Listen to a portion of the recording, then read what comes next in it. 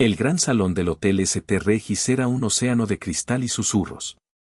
Candelabros monumentales colgaban del techo como constelaciones heladas, derramando una luz dorada y despiadada sobre la élite culinaria de México.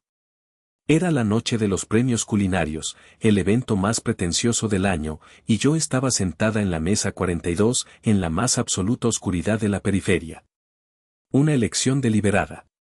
La invisibilidad había sido mi capa durante años, esta noche sería mi arma. Mi vestido era negro, sencillo, de un corte impecable que susurraba elegancia en lugar de gritar por atención. Un contraste marcado con el vestido de mi prima Valeria, un destello de lentejuelas y presunción que atrapaba la luz y las miradas en la mesa principal. Ella era el sol de esta galaxia artificial, y yo, un agujero negro esperando pacientemente su momento para devorarlo todo. Desde mi rincón, observaba el teatro. Hombres con trajes de miles de dólares y sonrisas de tiburón estrechaban manos, mientras mujeres con joyas que podrían pagar la hipoteca de un barrio entero reían con una agudeza metálica. Todos interpretaban su papel en esta farsa de poder y prestigio. Mi teléfono vibró suavemente en mi regazo. Un mensaje de Mateo. Todo en posición, doña Isabela. El chef Montero está en la mesa 7. La bloguera llegó. Una sonrisa fugaz, casi imperceptible, cruzó mis labios. El tablero estaba dispuesto. Las piezas se movían según mis designios. Mi mirada se posó en Valeria. Estaba en su elemento, cautivando a su audiencia con gestos grandilocuentes y una risa perfectamente ensayada. A su lado, asentía con la cabeza el único hombre en esta sala cuya opinión realmente importaba, Julián Montero. Chef, crítico, inversor. Una leyenda. El rey Midas de la gastronomía, cuya sola palabra podía construir o destruir un imperio. Y Valeria, mi querida prima, anhelaba su bendición más que nada en el mundo. Un recuerdo, nítido y amargo como la hiel, me asaltó. Una cena familiar, hace más de una década. Yo, con 19 años, acababa de presentar con ojos brillantes mi primer plan de negocios a la familia. Tío Roberto, el padre de Valeria, me había dado una palmadita en la cabeza. Eres igual que tu padre, Isabela, dijo con una condescendencia que partía el alma. Un soñador. En el mundo real, los sueños no pagan las facturas. Necesitas ser práctica, como mi Valeria. Esa noche, mi sueño fue puesto en un estante para que acumulara polvo, mientras el de Valeria, construido sobre los cimientos del mío, comenzaba a ser financiado con el dinero que por derecho me pertenecía. Sacudí el recuerdo. La amargura era un combustible, pero la venganza, como la buena cocina, es un plato que se sirve frío. Y el mío llevaba 12 años enfriándose. El momento llegó, tan predecible como el amanecer. Valeria, en medio de una anécdota, giró sutilmente la cabeza y me señaló con un gesto casi imperceptible de la barbilla. Su voz, cargada de una falsa compasión, llegó hasta mi mesa como un veneno dulce. Y allí, le susurró a Montero, aunque lo suficientemente alto para que la mitad del salón la oyera, está mi prima, Isabela. Un alma tan dulce. Tenía el sueño de ser chef, ¿sabe? Pero el mundo de la alta cocina es brutal. No pudo con la presión. Ahora vive de sus ahorros, o lo que queda de ellos. Me rompe el corazón, pero me alegra que haya podido venir. Para que vea lo que pudo haber sido. Sentí las miradas curiosas y compasivas clavándose en mí. Era la narrativa que ella había tejido durante años, yo, la frágil soñadora que fracasó, ella, la fuerte y pragmática triunfadora. Dejé que la humillación me cubriera como un manto, sin mostrar reacción. La calma es poder.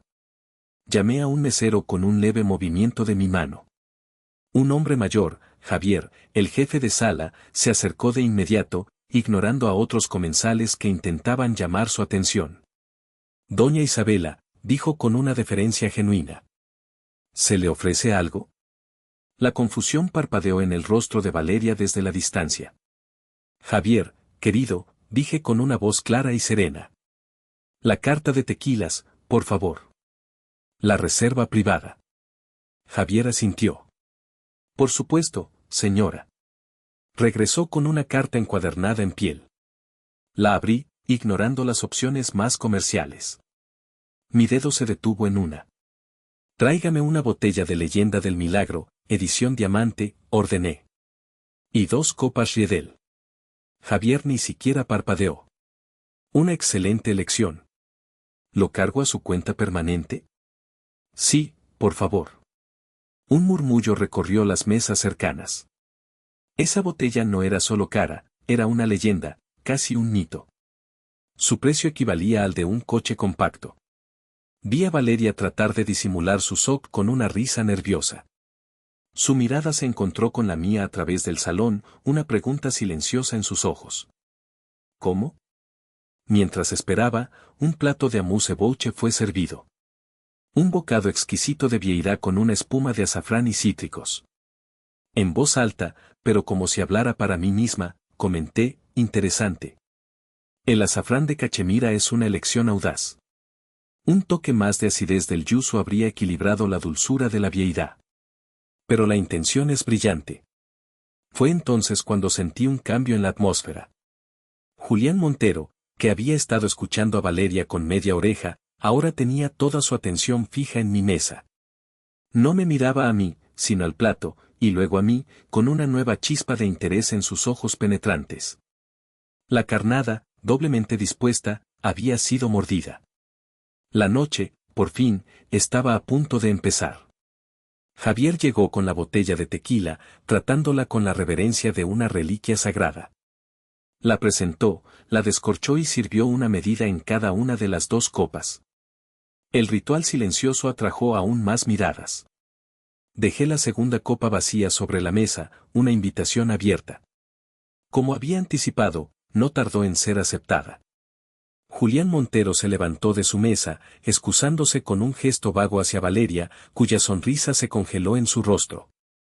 Cruzó el espacio que nos separaba con la gracia de un depredador y se detuvo frente a mi mesa. Disculpe mi atrevimiento, dijo su voz de barítono, tan famosa como sus restaurantes. Pero mi curiosidad ha superado a mis modales. Primero, una botella que pocos en este mundo han tenido el placer de probar. Y segundo, un análisis de mi plato de entrada más preciso que el de mi propio chef ejecutivo. Le indiqué la silla vacía. Por favor, chef Montero. Siéntese. Sería un desperdicio beber esto sola. Él aceptó, sentándose frente a mí. La atención del salón se intensificó. Ver a Julián Montero abandonar la mesa principal para sentarse con una desconocida en la periferia era el equivalente a un terremoto en su pequeño universo. Usted tiene una ventaja sobre mí, dijo, tomando la copa. Isabela Ramírez, me presenté. Él probó el tequila, cerrando los ojos por un instante. Isabela Ramírez, repitió lentamente, saboreando el nombre como el licor. Su prima mencionó su nombre. Pero lo asoció con aspiraciones truncadas. Las narrativas, como los menús, a menudo son simplificaciones para el consumo masivo, respondí, sosteniendo su mirada. Una sonrisa genuina iluminó su rostro. Me gusta eso. Usted no habla como una aficionada. He pasado los últimos 12 años de mi vida en la cocina, chef. Solo que no en las que aparecen en las revistas. Nuestra conversación fluyó con una facilidad inesperada. Hablamos de tendencias del mercado, de la logística de la cadena de suministro, de la burbuja inmobiliaria de los locales comerciales en Polanco. Era un baile, una prueba. Él lanzaba preguntas complejas, y yo respondía con datos y proyecciones, revelando poco a poco la profundidad de mi conocimiento. Es fascinante, dijo Montero después de un rato. Habla de negocios con la pasión de un chef. En esta industria, todos conocen a todos. ¿Cómo es que nunca nos hemos cruzado? Algunos preferimos la sombra a los reflectores, dije enigmáticamente. Permite una mejor visión del escenario. Fue la palabra sombra la que lo activó. Sus ojos se entrecerraron. La sombra, susurró, casi para sí mismo. El fantasma. El inversor que ha estado comprando las propiedades de restaurantes más estratégicas de los últimos 5 años. Nadie sabe quién es. Los rumores dicen que es un consorcio de Dubái, otros que un viejo millonario excéntrico de Monterrey. Me estudió con una intensidad que era casi física. Ese nombre. Isabela Ramírez. Hay una sociedad de cartera, Proyectos Fénix, registrada a ese nombre. Una entidad increíblemente discreta que realizó una adquisición hostil de Sabores de la Tierra el mes pasado. Valeria, incapaz de soportar más la exclusión, se había acercado y estaba de pie junto a la mesa, con sus padres, tío Roberto y tía Elena, pisándole los talones. Chef, de verdad, no se deje engañar, intervino Valeria con una risa forzada. Mi prima siempre ha tenido una imaginación muy viva. Montero la ignoró por completo. Su mirada estaba fija en mí. ¿Es usted?, preguntó directamente. ¿Usted es la sombra? El silencio que siguió fue absoluto. Podía sentir el peso de cada par de ojos en la habitación. Dejé que la pregunta flotara en el aire un segundo más antes de responder con una calma glacial. Sí, Chef Montero. Ese proveedor de productos orgánicos del que depende el 80% de tu cadena de restaurantes, Valeria, es mío. El color desapareció del rostro de mi prima. Sus labios se separaron, pero no salió ningún sonido. Tío Roberto dio un paso adelante, su cara enrojeciendo de ira. Eso es imposible. Es una mentira ridícula, exclamó. Oh, es muy posible, dije, girándome lentamente para enfrentarlos. Y por cierto, Valeria, no te preocupes por el costo de esta gala. La casa invita. Hice una pausa, asegurándome de que todos estuvieran escuchando. Después de todo, este hotel y el restaurante que lo alberga también son de mi propiedad. Los compré hace exactamente 6 meses. Si la primera revelación fue un golpe, esta fue una detonación nuclear. La mandíbula de Valeria cayó literalmente. Tía Elena se llevó una mano al pecho, buscando aire. En ese preciso instante, como si fuera una señal, Mateo se acercó a nuestra mesa. Vestía un traje oscuro y hablaba con la autoridad de quien dirige el lugar. Doña Isabela, dijo, ignorando a todos los demás. Me entregó una tableta. Las proyecciones actualizadas para el lanzamiento en Europa, como solicitó. Y el equipo legal confirma que estamos listos para proceder con la siguiente fase. La palabra Europa colgó en el aire, añadiendo otra capa de magnitud a mi imperio invisible. Tomé la tableta, eché un vistazo y asentí. Excelente, Mateo. Gracias. Montero soltó una carcajada, un sonido profundo y genuino de asombro y deleite.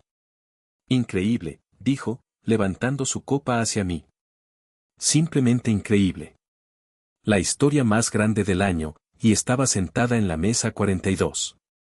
Se giró hacia mi prima, cuya cara era una máscara de horror y confusión. Señorita, le dijo con una frialdad cortante. Creo que ha subestimado gravemente a su familia. El caos que siguió fue silencioso, pero devastador. No hubo gritos, solo el zumbido frenético de los susurros y el brillo de cientos de pantallas de teléfono iluminándose casi al unísono. El centro de gravedad de la sala se había desplazado irrevocablemente hacia mi mesa. Yo ya no era la sobrina fracasada, era un enigma, un poder desconocido, y eso, en su mundo, era mucho más interesante y peligroso que el éxito predecible de Valeria. Mi prima parecía haber encogido. La arrogancia que la envolvía como un perfume caro se había evaporado, dejándola expuesta y temblorosa. Tío Roberto y tía Elena la flanqueaban, sus rostros una mezcla de incredulidad y furia impotente. ¿Por qué, siseó tía Elena, su voz un veneno concentrado? ¿Por qué hacer este circo? ¿Para humillarnos? Humillarlos, respondí, mi voz peligrosamente tranquila. Yo lo llamo encender la luz en una habitación oscura. A veces, lo que se revela no es bonito. Y mientras ellos me miraban con odio, mi mente me transportó a la verdadera escena del crimen. No a esta gala brillante, sino a la lúgubre sala de estar de mis tíos 12 años atrás. Yo, con 19 años, acababa de descubrir que el dinero de la herencia de mi padre, que ellos debían administrar hasta mi mayoría de edad, había desaparecido. Se había invertido en un nuevo y emocionante restaurante llamado Raíces. El primer restaurante de Valeria. Recuerdo la cara de tío Roberto, pétrea y sin remordimientos. Fue una decisión de negocios, Isabela. El dinero estaba estancado. Valeria tenía un plan viable, un concepto sólido. Tú solo tenías dibujos y sueños. Era mi plan. Ese concepto era mío. Yo te lo mostré, le grité, las lágrimas quemando mis ojos. Fue tía Elena quien me dio el golpe de gracia. Me tomó por los hombros, su toque extrañamente frío. Querida, dijo con esa voz de falsa preocupación que había perfeccionado. Estás siendo demasiado emocional. Igual que tu padre. No tienes el temple para este mundo. Te habrías estrellado. Lo que hicimos fue protegerte de ti misma y proteger el legado de la familia. Me llamaron inestable. Frágil. Una soñadora incapaz de enfrentarse a la realidad. Esa fue la historia que contaron al resto de la familia, la narrativa que me exilió y me convirtió en la paria, la oveja negra, mientras Valeria se alzaba sobre los restos de mi confianza y mi futuro robado. Volví al presente. La memoria me dio la fuerza que necesitaba. Saqué mi teléfono. Hablando de historias, dije, hay una que creo que le interesará a la comunidad culinaria. En la pantalla de su teléfono, Camila, la joven y ambiciosa bloguera, sintió una vibración. Un correo electrónico anónimo había llegado minutos antes. El asunto, la verdadera historia de Raíces. Dentro, un archivo PDF protegido con contraseña. Un segundo correo llegó con la contraseña, legado robado. Desde su asiento, Camila abrió el archivo. Contenía escaneos de alta resolución de mis cuadernos originales. Bocetos, recetas y un plan de negocios detallado y fechado, escrito con mi letra. El documento era innegable. Con manos temblorosas de emoción, Camila comenzó a escribir la publicación de su vida. Mientras tanto, en la gala, el maestro de ceremonias, ajeno al drama que se desarrollaba, anunció el momento cumbre de la noche. Y ahora, para recibir el premio a la innovadora culinaria del año, un fuerte aplauso para la increíble Valeria Ramírez. La música sonó, los focos se centraron en ella. Por un momento, el instinto se apoderó de Valeria. Se enderezó, forzó una sonrisa y comenzó a caminar hacia el escenario. Era lo que había hecho toda su vida, actuar. Subió los escalones, pero justo cuando llegó al podio, una voz diferente resonó en los altavoces. Un momento, por favor. Tenemos un cambio en el programa. Todas las pantallas gigantes del salón, que debían mostrar el rostro sonriente de Valeria, se pusieron en negro y luego mostraron un video. Era el asistente de Mateo, hablando desde una oficina elegante. En nombre de la Fundación para la Nueva Gastronomía, dijo el hombre con una claridad impecable, y en nombre de su principal benefactora, quien ha deseado permanecer en el anonimato hasta esta noche. Nos gustaría aclarar el origen de este premio. Este galardón es posible gracias a una generosa donación de la fundadora de Proyectos Fénix, la señorita Isabela Ramírez. Un jadeo colectivo recorrió la sala. La sonrisa de Valeria se hizo añicos. No solo la había desenmascarado, sino que había pagado por el trofeo que debía coronarla. Era la humillación definitiva. Un acto de poder tan absoluto que era casi poético. Y entonces, llegó el golpe final. Una notificación apareció en todos los teléfonos casi simultáneamente. Era la publicación del blog de Camila, que se había vuelto viral en cuestión de segundos. El titular era una bomba: ¿el imperio, Raíces, de Valeria Ramírez se construyó sobre un sueño robado? Documentos exclusivos revelan la verdad detrás de la chef innovadora. Desde la audiencia, con una voz clara y fuerte, Camila se puso de pie y lanzó la pregunta que sellaría el destino de mi prima. Valeria, felicidades. Antes de tu discurso, ¿podrías aclarar a tus admiradores si el concepto original de tu restaurante insignia fue, de hecho, creado por tu prima Isabela, como sugieren estos documentos? Todas las cámaras giraron hacia Valeria. Atrapada bajo el peso de 1000 miradas, se quedó paralizada. El silencio se extendió, denso y acusador. No hubo respuesta. No había ninguna que pudiera dar. Abrió la boca, pero solo un sonido ahogado escapó. Y entonces, para el horror de sus padres y el deleite de la audiencia hambrienta de drama, se dio la vuelta y huyó del escenario, desapareciendo en la oscuridad de la que yo acababa de emerger. La mañana siguiente, el aire en mi oficina en el piso 50 de la Torre Reforma olía a ozono y a victoria. El espacio era minimalista, concreto pulido, acero y cristal. Las paredes estaban desnudas, a excepción de una gigantesca ventana panorámica que ofrecía una vista de la Ciudad de México que se extendía hasta el infinito. Era un paisaje que había conquistado en silencio, metro a metro. Mientras el mundo del espectáculo se deleitaba con el escándalo de la gala, el mundo financiero empezaba a conectar los puntos sobre La Sombra y Proyectos Fénix. Mi anonimato se había evaporado, pero había sido un capullo necesario. Ahora, era tiempo de volar. Mateo entró con una tableta. La noticia de la gala está en todos los portales de chismes, dijo con una sonrisa. Pero esto es más importante. Forbes y The Financial Times acaban de publicar perfiles sobre ti. Te llaman, el fantasma de la bolsa, y, la reina Mida silenciosa. Nuestra valoración se ha disparado un 20% antes de la apertura del mercado. Asentí, tomando un sorbo de mi café. Predecible. ¿Y ellos? Como esperábamos, respondió Mateo. Han convocado una rueda de prensa de emergencia en una hora. Van a jugar la carta de la víctima. Y así fue. Encendí la pantalla de la pared de mi oficina justo a tiempo para ver a mi tío Roberto de pie en un podio, con el rostro enrojecido por una indignación teatral. A su lado, Valeria, con los ojos hinchados y el rímel corrido, parecía la personificación de la inocencia traicionada. Mi sobrina, Isabela, comenzó tío Roberto, su voz temblando de una furia fingida, ha orquestado una campaña de difamación cruel y calculada, impulsada por años de celos y una evidente inestabilidad emocional. Ha utilizado su riqueza, de origen cuestionable, para atacarnos, para destruir el trabajo de toda una vida de mi hija. Valeria tomó la palabra, sollozando en el micrófono. Yo solo quería cocinar. Creé, raíces, desde mi corazón. Isabela era mi hermana, y me ha apuñalado por la espalda. No sé qué le he hecho para merecer este odio. Era una actuación magistral. Por un momento, una parte del público y de los medios compró su historia. Era más fácil de digerir, la pariente rica y vengativa contra la joven emprendedora. Mi equipo legal me llamó, insistiendo en que debíamos emitir una declaración de inmediato, refutar sus acusaciones. No, dije con calma, para su sorpresa. No digan nada. Dejen que se ahoguen en su propia narrativa.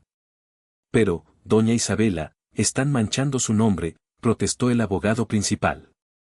Mi nombre, respondí, mirando el horizonte de la ciudad, no se define por lo que ellos dicen, sino por lo que yo hago. Nunca interrumpas a tu enemigo cuando está cometiendo un error. Y ellos están cometiendo uno colosal. Están peleando en el barro de la opinión pública. Yo peleo en los consejos de administración. Dejé que su tormenta mediática durara exactamente 4 horas.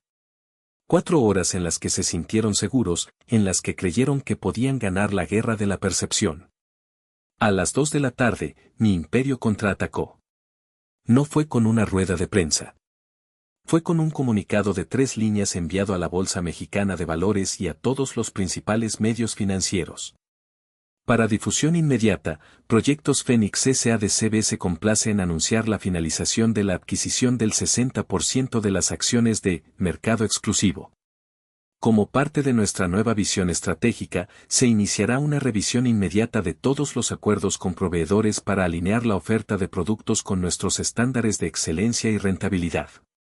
Más detalles serán comunicados a su debido tiempo. El efecto no fue inmediato, fue sísmico. En Mercado Exclusivo, no era cualquier cadena, era la red de supermercados de alta gama más grande del país. El principal, y casi único, canal de distribución para la línea de productos gourmet de Valeria, sus salsas, sus aderezos, sus comidas preparadas. La fuente del 70% de sus ingresos.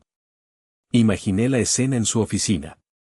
La llamada frenética de su director de operaciones. Valeria. Acabo de recibir un correo. El mercado exclusivo ha cancelado todos nuestros pedidos. Están retirando nuestro producto de los estantes, ahora mismo. No estaba atacando su reputación. Estaba cortando su línea de vida. La segunda llamada que recibieron fue de su banco. El valor de su empresa, basado en gran medida en el contrato con Mercado Exclusivo, se había desplomado. Su línea de crédito estaba en revisión. En una sola tarde, su imperio había pasado de ser un castillo a un castillo de naipes en medio de un huracán. La guerra mediática se detuvo abruptamente. Nadie hablaba ya de la familia traicionada. Ahora, los titulares financieros hablaban de una maniobra corporativa de una brillantez y una brutalidad impresionantes. Al final del día, sonó mi teléfono privado. Un número desconocido. Contesté. Era la voz de tío Roberto, despojada de toda su arrogancia. Sonaba vieja y hueca. ¿Qué quieres, Isabela?, preguntó, sin preámbulos. Quiero una reunión, respondí. Mañana a las 9 en mi oficina. Trae a tu esposa y a tu hija. Y a tus abogados. Aunque, para ser sincera, no creo que les sirvan de mucho. Colgué antes de que pudiera responder. La estrangulación estaba completa. Mañana sería el jaque mate. A las 9 en punto de la mañana siguiente, fueron conducidos a mi oficina. El silencio en el ascensor de cristal que lo subió 50 pisos debió ser una tortura. Cuando las puertas se abrieron, se encontraron no solo conmigo, sino con Mateo, Julián Montero y un equipo de 4 de los abogados más temidos de la ciudad. Mi oficina, bañada por la luz de la mañana, parecía un tribunal moderno. Yo estaba de pie junto a la ventana, dándoles la espalda, contemplando mi ciudad. No me giré de inmediato. Dejé que el silencio y la majestuosidad del lugar hicieran su trabajo, que les recordara cuán pequeños se habían vuelto. Tío Roberto fue el primero en romper el silencio, intentando un último vestigio de autoridad. ¿Qué es esto, Isabela? ¿Otro espectáculo? Lentamente, me di la vuelta. Mi rostro era una máscara de serenidad profesional. No, tío. Esto no es un espectáculo. Esto es el cierre de cuentas. Señalé las sillas frente a mi escritorio de mármol. Siéntense. Dudaron, pero obedecieron. Valeria no me miraba. Tenía la vista perdida en el suelo, una figura rota. Tía Elena, por otro lado, me fulminaba con la mirada, su odio era lo único que le quedaba. Durante las últimas 12 horas, comencé, mi voz resonando en la sala silenciosa, mis equipos han realizado una auditoría completa de Creaciones Culinarias Ramírez, S.A.D.C.B. Una empresa construida, como sabemos, sobre una base fraudulenta. El abogado de mi tío se levantó. Mi cliente refuta categóricamente esa acusación. Levanté una mano, y el hombre se cayó como si le hubiera dado una orden. Su cliente puede refutar lo que quiera. Los hechos son tercos. Hice un gesto a mi abogado principal. Por favor, proceda. Lo que siguió fue una disección metódica y despiadada. Mi abogado presentó pruebas del robo de propiedad intelectual, el desvío de los fondos de mi herencia, y una década de evasión fiscal y declaraciones financieras fraudulentas que habían ocultado para mantener una apariencia de éxito. Con cada documento presentado, el rostro de mi tío se volvía más pálido. Todo esto es circunstancial, logró decir tío Roberto, su voz un hilo. Será tu palabra contra la nuestra. Normalmente, sí, admití.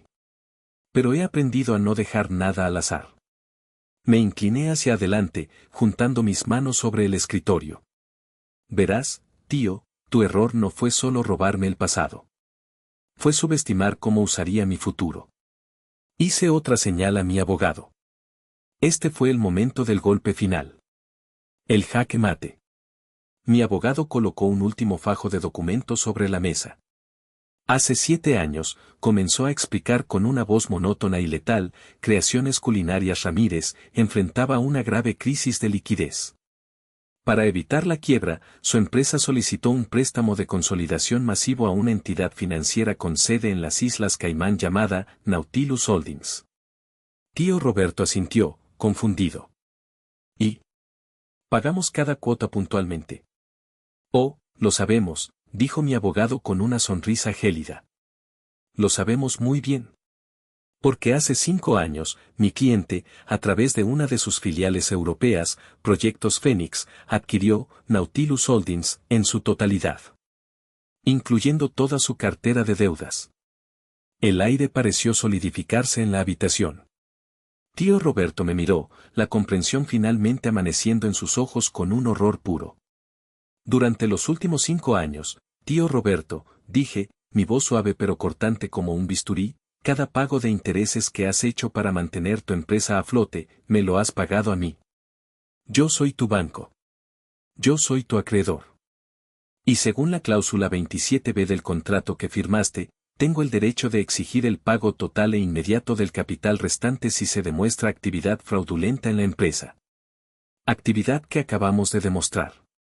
El abogado de mi tío se desplomó en su silla, derrotado. Tía Elena finalmente rompió en un sollozo seco y ahogado. Valeria levantó la vista por primera vez, y en sus ojos no vi odio, sino un abismo de comprensión. Comprendió la escala de tiempo, la paciencia, la inteligencia estratégica que había detrás de todo. Había estado jugando a las damas mientras yo jugaba al ajedrez en una dimensión completamente diferente. Así que aquí están sus opciones, continué, levantándome. Opción 1. Firman estos papeles. Transfieren el 100% de los activos restantes de su compañía, las marcas, las propiedades, todo, a Proyectos Fénix. A cambio, yo absorberé y perdonaré la deuda por completo. Les asignaré una pensión modesta, suficiente para que vivan una vida tranquila y desaparezcan del ojo público para siempre. Sin escándalos, sin cárcel. Un final limpio. Hice una pausa, caminando hacia la ventana. Opción 2. Se niegan. En cuyo caso, ejecuto la cláusula de la deuda ahora mismo. Su empresa deja de existir a mediodía. Presento una demanda civil por fraude y daños por valor de $200 millones. Y entrego todo este expediente a la fiscalía. No solo lo perderán todo, sino que tú, tío, y posiblemente Valeria, enfrentarán cargos criminales. Su nombre no solo estará en la bancarrota, estará en los registros policiales. Les di un minuto para que asimilaran la totalidad de su aniquilación. Tío Roberto, un hombre quebrado, tomó el bolígrafo con mano temblorosa y firmó. Tía Elena lo siguió, con lágrimas de rabia silenciosa. Valeria fue la última. Firmó su nombre, el nombre que había intentado convertir en una marca, por última vez. Meses después, yo estaba en la acera de la calle Masaryk. Obreros bajaban las letras de neón que decían Raíces por Valeria. Mateo estaba a mi lado, mostrándome los planos para el nuevo concepto. Lo llamaremos, legado, le dije. Porque se trata de reclamar lo que es nuestro. Él sonrió. Me gusta. Por cierto, el chef Montero llamó. Nuestro fondo de inversión para jóvenes talentos ha encontrado a su primera candidata en Oaxaca. Asentí, sintiendo una satisfacción tranquila. Mi teléfono vibró. Una alerta de noticias. Isabela Ramírez, La Sombra, anuncia expansión a Europa y Asia. Más tarde esa noche, mi chofer me llevaba a casa. Nos detuvimos en un semáforo en rojo. Por la ventanilla, vi una escena mundana. Una familia saliendo de un supermercado suburbano, cargando bolsas de la compra. Eran mi tío, mi tía y Valeria. Parecían normales. Grises. Cansados. Figuras anónimas en el tapiz de la ciudad. Nuestros ojos no se encontraron. Ellos ya no miraban hacia arriba, y yo ya no miraba hacia atrás. No sentí triunfo, ni siquiera lástima. Solo sentí el equilibrio.